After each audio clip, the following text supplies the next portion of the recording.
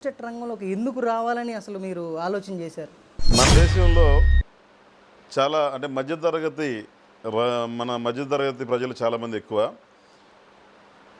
పల్లెటూర్లు నుంచి పట్టణాలు విస్తరించే భాగంలో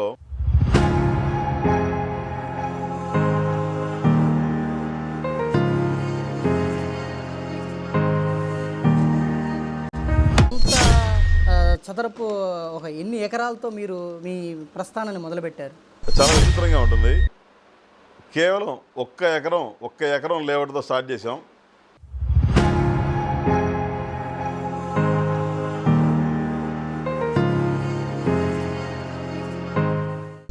ఇప్పుడు 2015 నుంచి ఇప్పటికి చూసుకుంటే మీకంటే ముందు పెద్ద పెద్ద వ్యవస్థలు, సంస్థలు ఈ రియల్ ఎస్టేట్ రంగంలో ముందంజలో ఉన్న మీరు ఇంత తక్కువ సమయంలో ఎందుకని ఇలా ప్రజలకి ఇంత దగ్గర చేరైంది శ్రీబ్రహ్మణ టౌన్‌షిప్స్? మహాభారతంలో శ్రీకృష్ణుడు చెప్పినట్టు నాగరికత పెరిగే కొంది పాత నీరు వెళ్ళిపోయి కొత్త పునాదులు ఏర్పడితేనే సమాజం చాలా అందంగా, ఆనందంగా ఉంటుంది.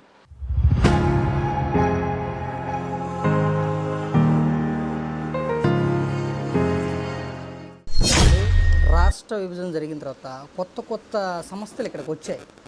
ఈ రాజధాని కేంద్రంగా అయితేనే లేకపోతే చుట్టుప్రక్కల జిల్లాల్లోకి వీటన్నిటిని హై టెక్నాలజీ నాణ్యత కానీ వీటన్నిటిని ఎక్కువ ప్రజల్లోకి తీసుకుపోయే పరిస్థితి ఉంది. వాటన్నిటిని ఢీకొట్టే విధంగా ఎలాంటి ప్రణాళికలు, ఎలాంటి అధునాతనమైన ప్రణాళికలతో మీరు ముందుకెళ్తున్నారు అసలు? ఇవాళ మేము 2 సెగ్మెంట్లలో ముందుకు వెళ్తున్నాం.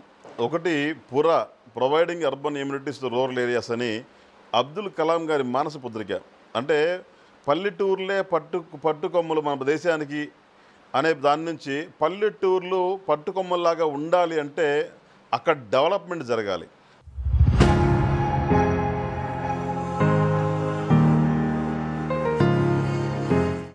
శ్రీబ్రహ్మణ టౌన్‌షిప్స్ అంటే సాధారణ ప్రజలకు అందుబాటులో ఉంటుందా, లేకపోతే హై లెవెల్ పీపులే ఓన్లీ దీనికి అర్హుల? అదైతే ఇంతకుముందు 2 సెగ్మెంట్లు అని చెప్పా. ఒక సెగ్మెంట్ రెండో సెగ్మెంట్ అర్బన్ ఏరియాల్లో చేస్తున్న ప్రాజెక్ట్స్.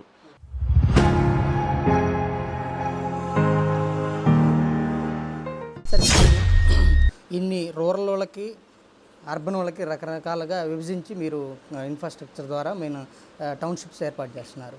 సామాన్య ప్రజలకి ఎలాంటి నమ్మకం, భరోసా వస్తుంది మన శ్రీబ్రహ్మణ టౌన్‌షిప్కి?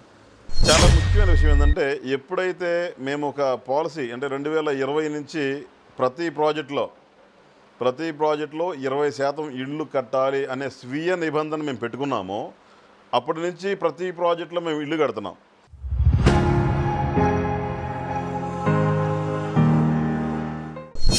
ఇప్పుడు మీరు ఎంచుకున్న టౌన్‌షిప్లో బాగా పోటీతత్వం ఉంటుంది.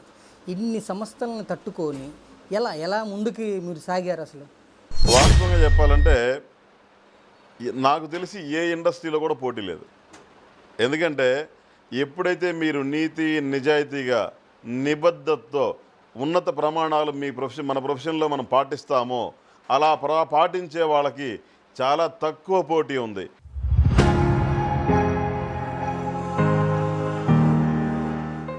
ఇప్పుడున్న పోటీ ప్రపంచంలో ఈ రియల్ ఎస్టేట్ రంగంలో యువతకు మీరు ఏం సూచించదలుచుకున్నారు? చాలామంది యువత బాగా చదువుకొని రకరకాల ఉద్యోగాల కోసం, వ్యాపారాల కోసం ఇతర నగరాల్లో, ఇతర దేశాల్లో నివసిస్తూ ఉన్నారు.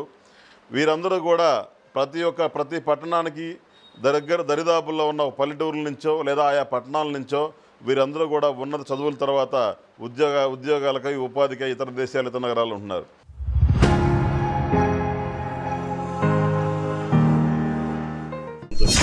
సరే, ఇది రాజకీయ విమర్శలు అనుకోవచ్చా, లేకపోతే ఈ టౌన్‌షిప్లో రియల్ ఎస్టేట్ రంగం తరపున వచ్చిన విమర్శలుగా భావించవచ్చా?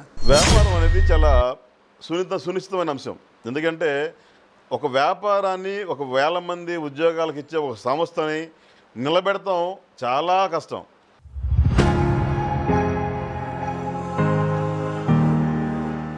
సరే, ఈ వరదలో మన రాజధాని కానీ సీఎం చంద్రబాబు నాయుడు కానీ మునిగిపోయినాయి అనేది కొద్ది సమాచారం ఉంది. అది మీరు దగ్గరుండి విజయవాడలో పర్యటించారు కాబట్టి ఎంతవరకు దీని మీద నష్టం మనకు రియల్ ఎస్టేట్ పరంగా ఏమైనా ఉంటుందా? ఈ మునిగిపోయిన దానివల్ల భవిష్యత్తులో ఇక్కడ రియల్ ఎస్టేట్లో సెటిల్ అవ్వాలనుకున్నా, రియల్ ఎస్టేట్ చేయాలనుకున్న ఇబ్బంది ఏమైనా ఉంటుందంటారా? ఈ వరద ముప్పు భవిష్యత్తులో కూడా ఏమైనా ఉంటుందంటారా? అసలు ఉందా లేదా ముప్పు?